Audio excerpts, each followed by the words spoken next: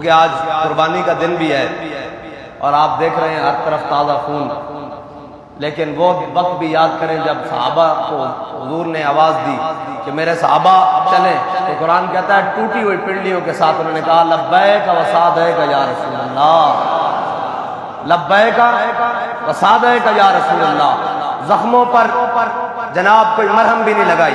پٹیاں بھی نہیں کی، پنڈلیاں بھی ٹوٹ گئیں احد والے دن، اور جناب حضرت طلحہ کو 70 زخم لگ گئے، حضرت ابو دجانہ کا جسم تیروں سے جناب چھلنی ہو گیا، اور جناب حضرت امیر حمزہ کا کلیجہ چبا دیا گیا، لیکن پھر انہوں نے پھر بھی نہیں کہا یا رسول اللہ ابھی آئے ہیں میدان سے، ابھی کیا بنے گا۔ حضرت طلحہ کو جناب طلحہ کو 70 زخم آئے احد والے دن، اور صحابہ کہتے ہیں غش کھا کے گر پڑے، صحابہ کہتے ہیں ہم نے پانی ڈالا، منہ پر پانی ڈالا، جب ہوش آئی تو کہا ما فعل رسول اللہ، چھوڑو اس زخموں کو، ان پر مرہم پٹی کو چھوڑو، پانی کو چھوڑو، مجھے یہ بتاؤ کہ حضور کا کیا۔ اس لیے تو اعلیٰ حضرت فرماتے ہیں کرو تیرے نام پہ جاں فدا، نہ بس ایک جاں دو جہاں فدا، اور دو جہاں سے بھی نہیں جی بھرا، کروں کیا کروڑوں جہان ہے۔ آج امت مسلمہ کے لیے پھر بڑا امتحان ہے، اور آج ہم سمیت سارے قربانیوں میں مصروف ہیں، لیکن آج قرآن کی عزت کی باری ہے، آج قرآن کی عزت کی باری ہے۔ آج وہ جو خنجر جناب وہ چھریاں جو جانوروں کے گلے پہ چل رہی ہیں، یہ کفر کے گلے پہ چلنی چاہیے، اس کو کافر کے گلے پر جس کے قرآن کے بارے میں نیت خراب ہے، لیکن وہ معزز تھے زمانے میں مسلمان ہو کر، اور ہم خار ہوئے تارک قرآن ہو کر۔ تارک قرآن ہونے کا معنی یہ نہیں ہے کہ قرآن چھوڑ دیا، قرآن تو ہم نے چھوڑ ہی دیا، اس کے تو احکامات چھوڑ ہی دیے، اب تو اس کی عزت کی باری آئی ہے تو بولنے کے لیے تیار نہیں۔ میں نے تو اس وقت بھی کہا تھا، لوگ کہتے تھے مبارکبادیں دو، میں نے کہا ہماری مبارکباد ادھار ہے، اب ادھار دو ہو گئے، آؤ قرآن کی عزت کے لیے۔ ایسے نہیں بنے گی بات، یہ تو آئے روز کفر اٹھ کے کبھی میرے آقا و مولا صلی اللہ علیہ وسلم کے بارے میں، کبھی قرآن کے بارے میں، کبھی مقدسات اسلام کے بارے میں یہ بات کرتا رہے گا۔ اس کا ناطقہ،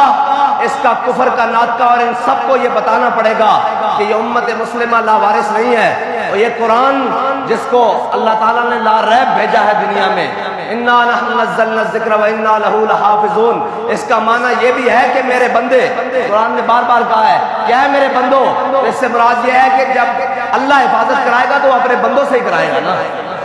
لیکن پختہ افکار ڈھونڈنے کوئی جائے کہاں، اس زمانے کی ہوا ہر شے کو رکھتی ہے خام، اور بدل کے رکھ دیا ہے ساری باتیں، لیکن انشاءاللہ قرآن کی حفاظت کے لیے، حضور سید عالم صلی اللہ علیہ وسلم کی ناموس کے لیے انشاءاللہ یہ دن گزرتے ہیں، پھر ان کو بتائیں گے کہ کیسے قرآن کی حفاظت کرتے ہیں، اور اس لیے کہ تم ڈالر مانگنے جاتے ہو، تم نے کبھی قرآن کی عزت کی بات ہی نہیں کی،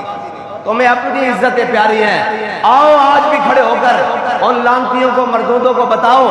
ان جن شیطانوں کے اندر یہ خباثت اور کمینگی بھری ہوئی ہے قرآن کے بارے میں، وہ ان کو ڈر کیا ہے قرآن سے۔ الحذر آئین پیغمبر سے 100 بار الحذر، انہیں پتا ہے کہ اگر قرآن کے اوپر مسلمان چل پڑے تو پھر دنیا میں کسی قوم کی اور جگہ نہیں ہے، وہ قرآن کے اس لیے خلاف ہے، یہ تو خام خیالی بھی چھوٹا لفظ ہے، وہ الٹے بھی ہو جائیں، قرآن تو ہمارے چھوٹے چھوٹے بچوں کے سینوں میں بھی بستا ہے۔ اے تبیر انتری نہ مکڑے قرآن چلان نال، ہاں جی انت نہیں مکڑے، اور اس طرح تو بیر نہیں ختم ہونے۔ انشاءاللہ قرآن کی حفاظت کے لیے اب صلاح الدین ایوبی کی کوئی غلام کی ضرورت ہے، اور اللہ تعالیٰ امت مسلمہ کو کوئی صلاح الدین ایوبی کا غلام عطا فرمائے، اور اس طرح کا غلام عطا فرمائے۔ برنس صلاح الدین ایوبی جب فتح بیت المقدس کے لیے ساری فوجیں لے کر گیا، اور ساری جناب لشکر آئے ادھر سے، پوری کروسیڈ کی فوجیں، سارا یورپ اور سارا انگلستان اور سارے کٹھے ہو کر آئے ایک کے خلاف۔ علامہ اقبال کہتا ہے ہوا ہے گو تند و تیز لیکن چراغ اپنا جلا رہا ہے، وہ مرد درویش جس کو حق نے دیے ہیں انداز خسروانہ۔ یاد رکھنا جب حق پر چلتے ہیں تو صلاح الدین ایوبی کے مخالف سب سے پہلے اس کا مامو زاد آیا، پھر عز الدین آیا، پھر سیف الدین آیا، سارے اپنے رشتہ دار آئے، حتیٰ کہ انہوں نے اتنی سازشیں کی کہ نور الدین زنگی کے خاندان کو بھی صلاح الدین ایوبی کو جناب سامنے کھڑا کر دیا کہ نہیں صلاح الدین غلط ہے، لیکن پھر اللہ تعالیٰ نے صلاح الدین کی مدد اس طرح کی جس طرح قرآن میں اللہ تعالیٰ فرماتا ہے انا فتحنا لک فتحا مبینا۔ صلاح الدین ایوبی جب ساری فوجیں لے کر آیا نا ان کے مقابلے میں تو سارا کفر اکٹھا ہو گیا، اور وہ جناب بڑے بڑے لوگ آ گئے، اور جناب ان کے بڑے بڑے جنگجو آ گئے، اور فلپ آگسٹس جیسے بڑے بڑے ان کے جرنیل رچرڈ جیسے آ گئے، اور انہوں نے مسلمانوں کی جب لشکریں دیکھی تو مسلمانوں کی تعداد مسلمان کبھی تعداد سے تو لڑتا نہیں۔ آج کہتے ہیں جی ہم تو جناب اتنے سے ہیں وہ اتنے ہیں، میں نے کہا ہے سبب کچھ اور ہے جس کو تو خود سمجھتا ہے، زوال بندہ مومن کا بے زری سے نہیں، اور تیری خاک میں ہے اگر شرر تو خیال فقر و غنا نہ کر کہ جہان میں نانے شعیر پہ ہے مدار قوت حیدر۔ علامہ اقبال کہتا ہے تیرے اندر کوئی بات ہے نا تو باہر کھڑا ہو۔ اب مولا کائنات خشک ٹکڑے کھا کر خیبر کا دروازہ اٹھایا نا علی نے، اور الٹے ہاتھ پر اٹھایا ہے۔ صلاح الدین ایوبی جب فوجوں کے سامنے آیا تو اس وقت کا رچرڈ وہ سامنے آ گیا مسلمانوں پہ روب بٹھانے کے لیے۔ آپ کو پتہ ہے جنگ میں ریشم پہننا یہ حلال ہے، مرد بھی جناب جنگجو جو ہے مجاہد وہ اپنے جسم پر ریشم پہن سکتا ہے، ریشم کے اوپر تلوار نہیں لگتی، چھری خنجر چاقو تیر جناب نہیں لگتا، یہ پھسل جاتا ہے۔ مسلمان مجاہد کے لیے جنگ میں ریشم پہننا یہ جائز ہے، ورنہ تو مرد کے لیے ریشم حرام ہے، لیکن جنگ میں حلال ہے۔ تو وہ ریشم آپ کو پتہ ہے کٹتا نہیں، اس نے ریشم کی ایسے گدیاں بنائی تھی، سرانے بنائے ہوئے تھے، اور وہ جناب نکلا باہر، اس نے اپنی بڑے شان و شوکت سے رچرڈ باہر نکلا، اور اس نے مسلمانوں کے اوپر روب ڈالنے کے لیے ایک کرتب کیا کہ مسلمانوں دیکھ لو آج ہم ایسی تلواریں لے کر آئے ہیں جو ریشم بھی کاٹ رہی ہیں۔ تو اس نے ریشم کی گدیاں جو ہے نا گدیاں وہ ایسے گاڑے بنی ہوئی اور جناب گدے اور اس کے سرانے بنے ہوئے وہ ہوا میں اچھالے اور تلوار سے کاٹ دیے۔ تو ایک وقت کے لیے تو سناٹا چھا گیا کہ ہر طرف کے ریشم کاٹ دیا تلوار نے، یہ کون سی تلواریں لے آئے ہیں جو ریشم کاٹ رہی ہیں۔ تو صلاح الدین ایوبی نے جب دیکھا نا یہ منظر تو فخر کی سان پہ چڑھتی ہے جب تیغ خودی، ایک سپاہی کی ضرب کرتی ہے کارے سپاہ، اور یہ غازی یہ تیرے پراسرار بندے جنہیں تو نے بخشا ہے ذوق خدائی، دو نیم ان کی ٹھوکر سے صحرا و دریا، سمٹ کر پہاڑ ان کی ہیبت سے رائی، دو عالم سے کرتی ہے بیگانہ دل کو، یہ ہے دو عالم سے بیگانہ۔ انہوں نے کہا تو حضور دے غلاموں کے سامنے ریشم دی گدیاں کٹتا کوئی کام نہیں۔ حضرت صلاح الدین ایوبی نے سپیشل تلوار بھی نہیں منگائی، ایک مجاہد کو پہلی ثابت تلوار پکڑی،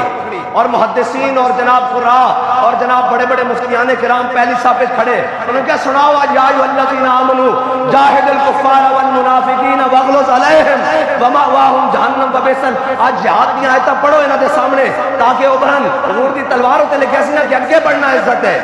پیچھے ہٹنا بزدلی ہے، اور کوئی بھی بندہ اپنی بزدلی دی وجہ تو موت تو بچ نہیں سکتا۔ وفی الاقبال مکرمۃ، تے جناب حضرت صلاح الدین ایوبی نے تلوار پکڑی تے پیچھے نہیں ہٹے کہ اوے اتنے اسلحے لے آئے ہیں پکڑے تے خالی ایک گدیاں گٹھیاں ہوئیاں، خالی ریشم لہرایا ہوا وچ، خالی ریشم کپڑے دی صورت ہے، کپڑے دی صورت ہے لہرا کے جدو جناب نعرہ حیدری لاندے آیا انہوں کٹیا نا دو ٹوٹے ہو گیا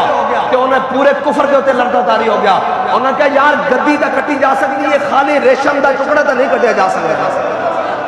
اور ریشم دا ٹکڑا کوئی کپڑا بھی نہیں کٹیا جا سکتا، خالی کپڑا ان لہراؤ نا تو جیڑی بھی جتنی بھی تیز چیز آوے تو کپڑا انہیں نال چلا جاندہ، لیکن صلاح الدین ایوبی نے کپڑے دے دو ٹوٹے کر کے رکھ دیتے، تے رچرڈ نے سر جھکایا اور تلوار میں آن چھپائی اور واپس چلا گیا۔ پھر صلاح الدین ایوبی جدو لڑنا شروع ہوا پھر تین دے مقام تے انہوں دے نال کہ صلاح الدین ایوبی دے مسلمان ہمیشہ جن کے ہاتھوں میں حق کے علم ہوتے ہیں تعداد میں ہمیشہ وہ کم ہوتے ہیں۔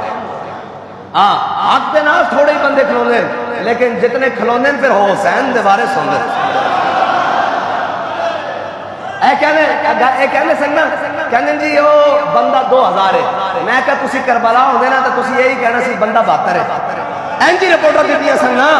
یزید نو اینجی رپورٹر دیتیاں سن ہوندے جناب مردودہ نے کہتے ہوندے نال سن جناب اس دے مشیرہ نے کہ بندے 72 ہیں، لیکن 72 نے اسلام دے بعد سرداد مداد دست در دست یزید حقا کے بنا لا الہ حسین شاست حسین۔ جتیا کون ہے پھر حسین جتیا کہ نہیں؟ ہزارہ دا لشکر ہار گیا، حسین قیامت تک بلکہ ابد نباد تک ہاں جی حسین جت گیا. اے معنی نہیں رکھتا کہ گنتیاں تسی یزید نال ہوندے اس دور چ تسی کہنا سی بندے 72 ہیں, ہن نہیں کہندے بندہ 2000 ہے. میں کہ جتنے بھی ہو یہ حق نال